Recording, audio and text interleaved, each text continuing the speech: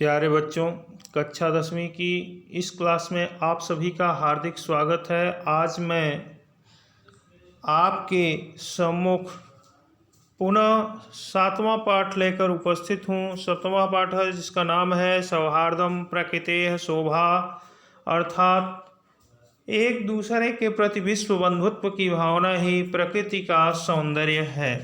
प्यारे बच्चों, कल इसके पहले जो वीडियो मैंने पार्ट फर्स्ट भेजा है उसके बाद से हम अगले पैराग्राफ से इसका एक्सप्लेनेशन इसमें प्रस्तुत करेंगे। सभी बच्चे ध्यान से सुनेंगे और जहां आपको नहीं समझ में आएगा आप कमेंट बॉक्स में भी क्वेश्चन कर सकते हैं। साथ ही साथ हमारे ग्रुप पर भी जा कर के क्वेश्चन कर सकते हैं, व्हाट्सएप ग्रुप पर भी। तो ध्यान दें बच्चों। अब हम आगे बढ़ते हैं।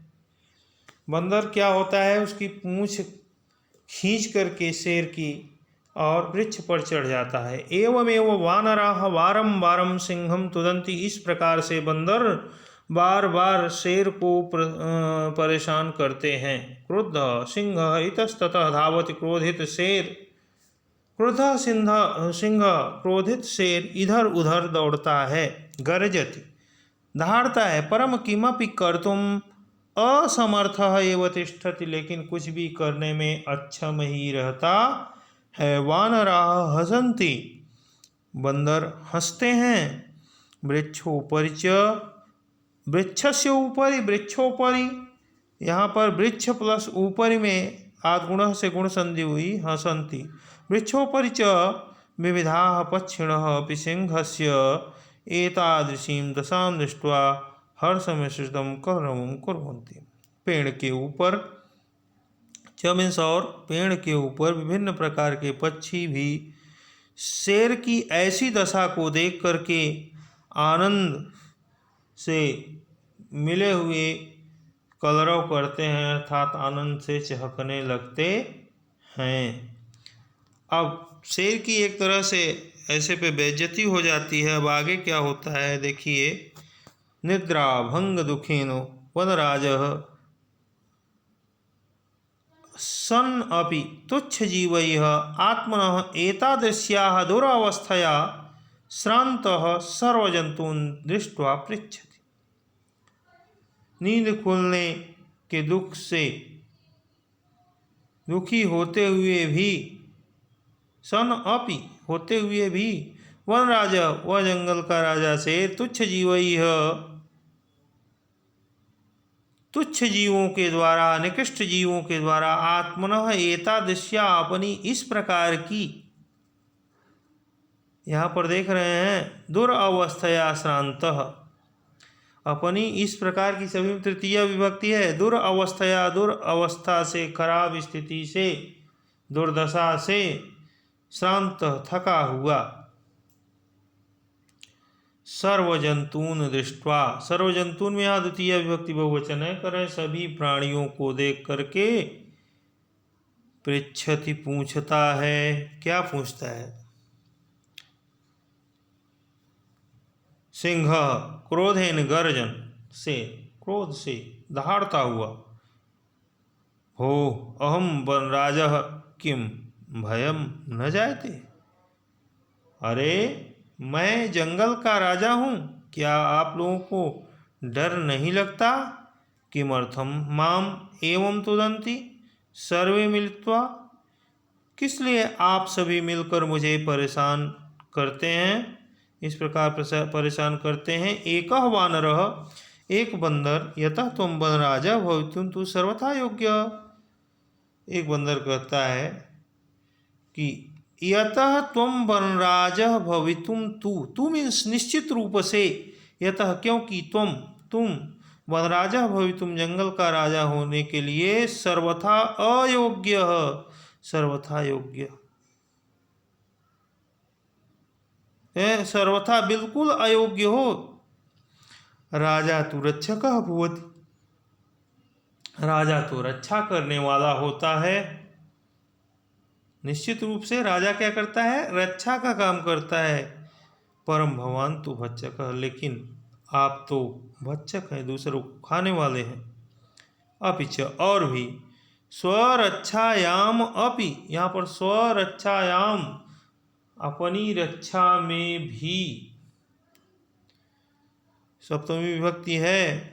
समर्थ न असी, समर्थ नहीं हो, न प्लस असी से नासी बना है।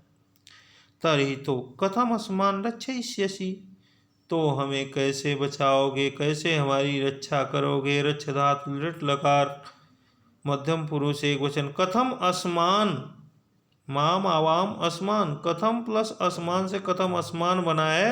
अस्मान शब्द अस्मत् शब्द का द्वितीय विभक्ति बहुवचन का रूप है, तरही यहाँ पर अव्यय पद है। तो आगे बढ़ते हैं। एक बार इस संवाद की फिर से तीनों लाइनों का अर्थ देख लीजिए आप लोग, तीनों पंक्तियों का। यतः तुम वनराज भवितुम तो सर्वथा अयोग्य, क्योंकि तुम जंगल का राजा बनने में के लिए निश्चित रूप से बिल्कुल अयोग्य हो। राजा तो रक्षक होता है, परम भवान तो भक्षक है, लेकिन आप तो भक्षक हैं। अपिच स्वरक्षायाम अपि समर्थ नासी, फिर भी अपनी रक्षा में आप सक्षम भी नहीं हैं। तर्हि कथम अस्मान रक्षयिष्यसि, तो कैसे हम लोगों की रक्षा करेंगे। इस तरह से अन्य वानरः किम न श्रुता त्वया पंचतंत्रोक्ति, क्या तुमने पंचतंत्र का कथन नहीं सुना है। यो न रक्षति वित्रस्तान पीड्यमानान् न परैः सदा, जंतून् पार्थिव रूपेण सकृतान्तो न संशयः।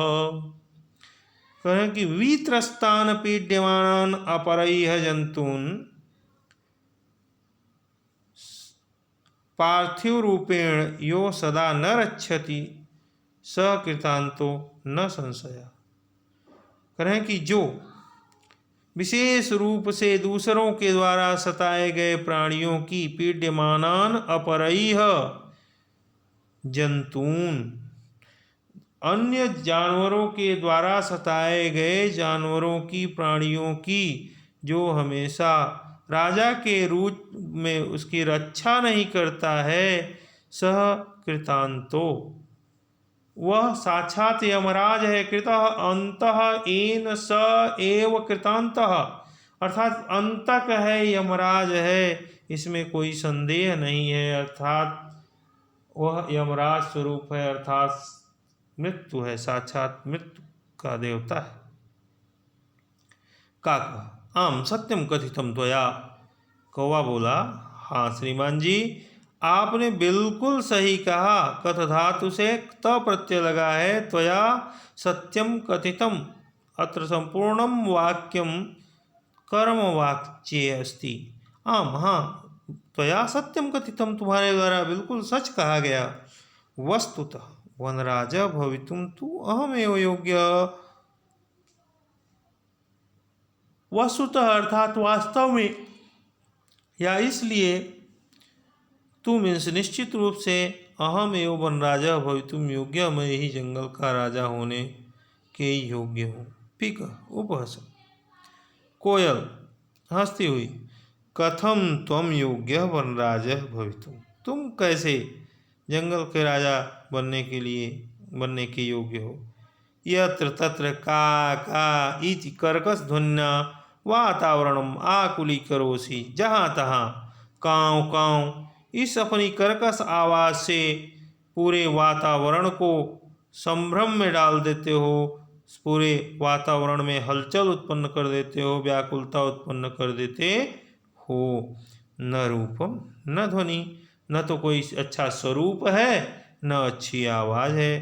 कृष्ण वर्णम मेध्या मेध्य भक्षकम तुम कथम वनराजम मन्यामहे वयम, काले रंग वाले, मेध्य मेध्य,